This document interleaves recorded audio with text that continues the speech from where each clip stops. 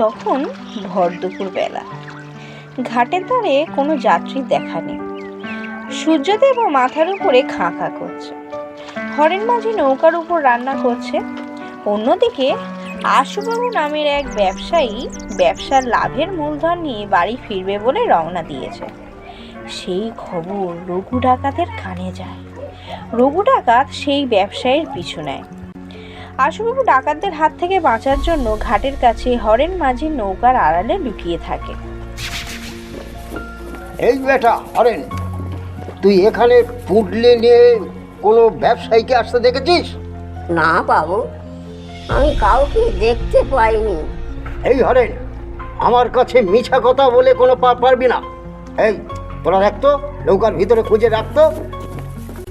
রঘু ডাকাতের কথা মতো তার দলবল নৌকাতে উঠে হরেন মাঝিকে পাকড়াও করল। নৌকা তন্ন তন্ন করে খুঁজেও কিচ্ছু পেল না। না কর্তা, হরেন ঠিক কথাই বলেছে, নৌকার ভিতরে কেউ নেই।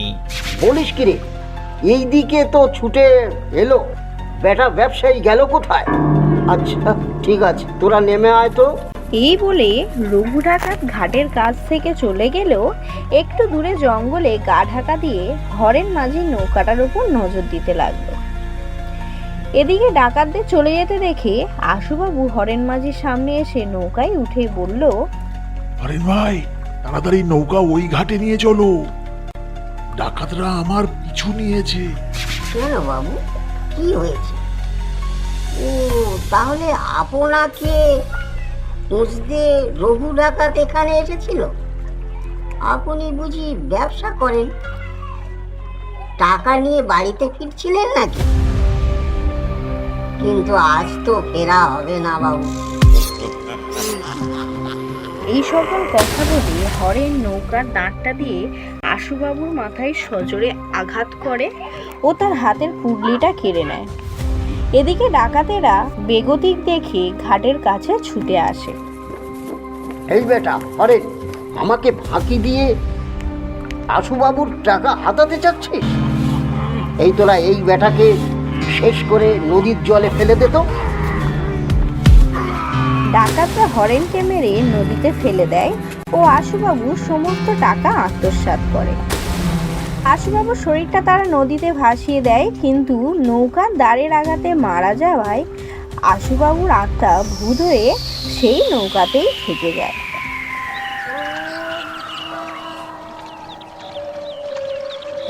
হরেন মাঝি, তোমাকে তো আজকাল আর দেখাই যায় না।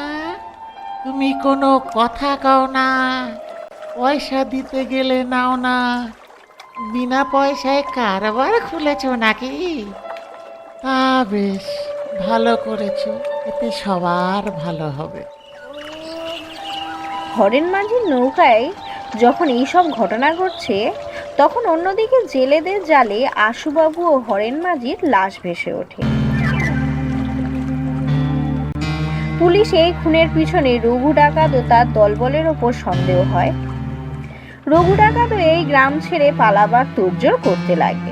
ঘাটের কাছে এসে তারা সেই হরেন মাঝির নৌকাতেই উঠে বসে। আরে ও মাঝি, তাড়াতাড়ি নৌকা নিয়ে চলো। ভূত নৌকা দাঁড় বাইতে বাইতে ঠিক মাঝ নদীতে নিয়ে এসে থামল। কারণ ভূত বুঝতে পেরেছিল ডাকাতরা পুলিশের তাড়া খেয়ে তার সমস্ত টাকা নিয়ে পালাচ্ছে। আমাদের কাছে অনেক টাকা আছে, তোমাকে খুশি করে দেব। তুমি শুধু এইখান থেকে তাড়াতাড়ি নিয়ে চলো। ও, আমার টাকা নিয়ে আমাকেই লোভ দেখানো হচ্ছে। দাঁড়া, ওদের দেখাচ্ছি মজা। তোদের মাঝে নদীতে নিয়ে গিয়ে আগে জব্দ করব, তারপর ওই ঘাটে থাকা পুলিশের হাতে তুলে দেব। ভূতের যেমন কথা তেমন কাজ। তোদের এবার কি করি দেখ। নদীতে চোবাতে চোবাতে পুলিশের কাছে নিয়ে যাব, কিন্তু তার আগে আমার টাকার থলিটা দে, দে বলছি।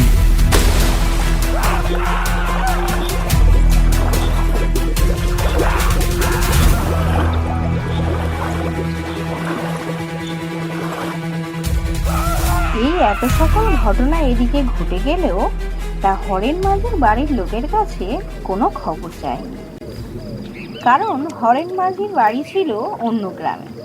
তাছাড়া তার মা ছিল অন্ধ ও বউ ছিল পোয়াতি। অনেকদিন ধরে দুজনে অভুক্ত থাকার কারণে হরেন মাঝির বউ নমিতা ঠিক করলো সে গিয়ে খোঁজ নিয়ে আসবে তার স্বামী বাড়িতে ফিরছে না কেন।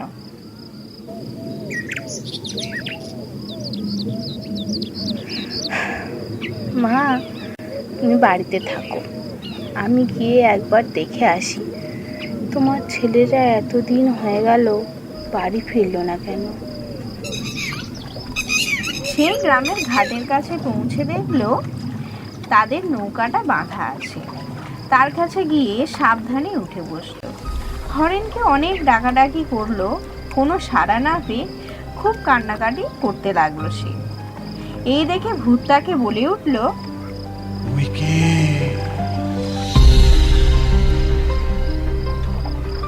আমাকে খুঁজতে চেও না, দেখতে পাবে না।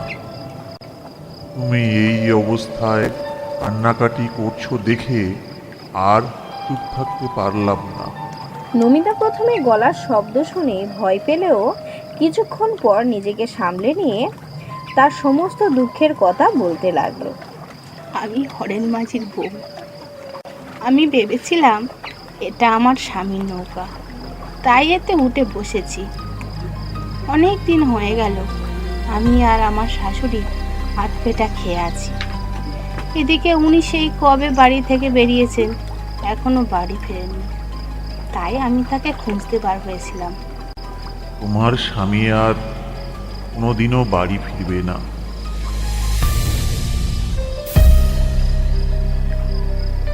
তাহলে তোমাকে সব ঘটনা খুলেই বলি, শোনো। ভূত সমস্ত ঘটনা নমিতাকে খুলে বলে। এই থলিটা নাও, যার জন্য এত সব কাণ্ড। তোমার স্বামী আমাকে মারলো আর ডাকাতেরা তোমার স্বামীকে।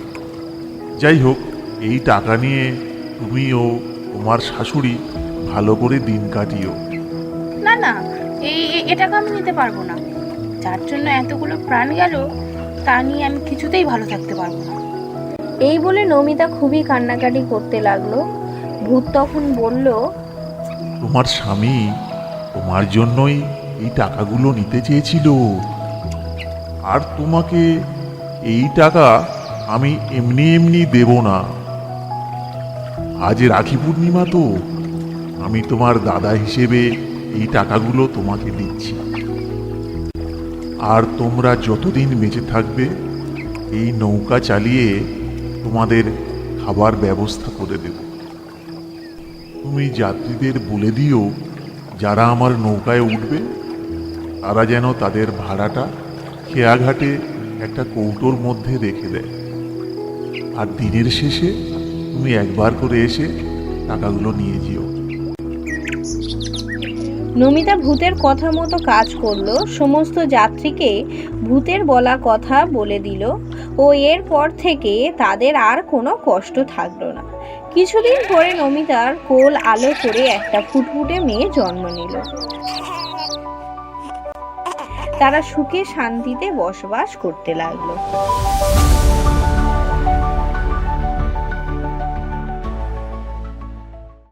বন্ধুরা, আপনাদের গল্পটা কেমন লাগলো জানাবেন।